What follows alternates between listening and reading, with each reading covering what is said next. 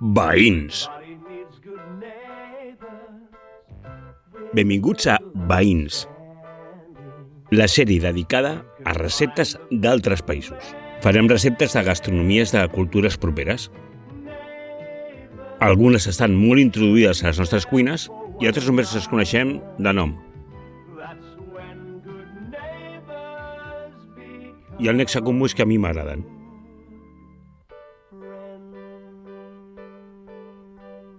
Som-hi! La tortilla de patates, o tortilla espanyola, té un origen compartit. Hi ha qui diu que és de Villanueva de la Serena, Extremadura. El senyor de la foto es diu Benito, i quan no hi és posa un cartell indicant on el podem trobar. A Villanueva es fa cada setembre la Feria de la Tortilla. També hi ha qui diu que és de Pamplona, porque Pamplona no és solo San Fermín. I finalment hi ha qui diu que és de Bilbao, porque Bilbao no és solo Goicoechea. No sé, En aquest cas, no sé. De totes maneres, és una recepta molt introduïda a la casa nostra. Hi ha moltes maneres de fer-la. Un cop vaig llegir que hi ha dos tipus de persones. Els que es mengen la truita de patates sucosa i amb ceba i els que no saben res de la vida. Avui farem una truita sucosa i amb ceba, com la fan al País Basc. Déu vos guard, bros. Arrenquem la truita amb les patates. Són 3 grans, entre 600 i 700 grams. Recomano utilitzar una patata de les de fregir. El que farem serà tallar-la prima d'uns 2-3 mil·límetres màxim. És important que més o menys totes tinguin del mateix gruix. Si teniu una mandolina, utilitzeu-la. Per què? Perquè si no hi haurà patates que es couran, hi haurà altres que estaran crues i no ens interessa. Volem la mateixa cocció per totes les patates. Deixarem la patata amb aigua uns 10 minuts perquè tregui midó. Per què ho fem això? Perquè així quan entri en contacte amb l'oli absorbirà menys greix i estarà més cruixent. Mentre tenim la patata amb aigua, tallarem la ceba. La treballarem ben menuda, com si anéssim a fer un sofregit, que tota la ceba tingui la mateixa mida.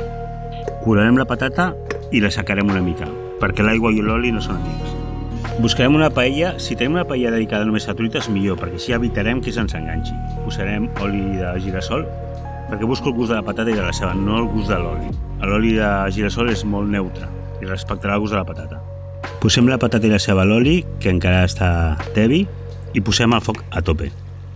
Anem remenant, si no se'ns faria una costra a la base immenjable.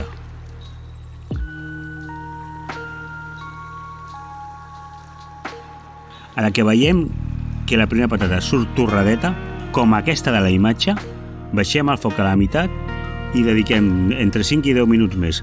Continuar movent fins que estiguin ben daurades, però no torrades. Salem la patata. No salarem l'ou, només la patata. Retirem, colem, traiem l'excés d'oli i ho deixem que reposi mentre anem a pels ous. Utilitzarem una forquilla, incorporem la patata amb la ceba, donem un parell de voltes que s'empapin bé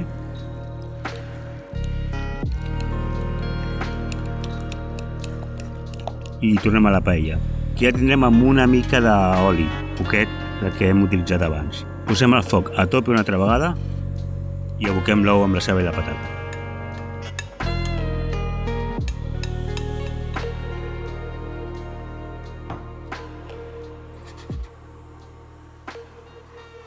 De manera natural es va quallant per la part de fora. El que hem de fer és anar tirant la truita cap endins, com veieu a la imatge. Que es vagi quallant cap endins. Sempre de fora endins. Estem així un parell de minuts. I deixarem mig minut més sense moure. Ha arribat el moment perillós, el moment del tombatruites. Agafeu ben fort, el hop. Sí, alguna vegada m'ha caigut,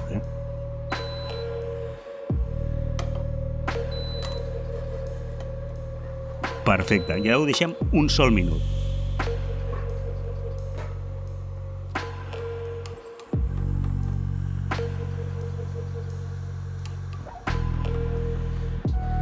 Retirem del foc.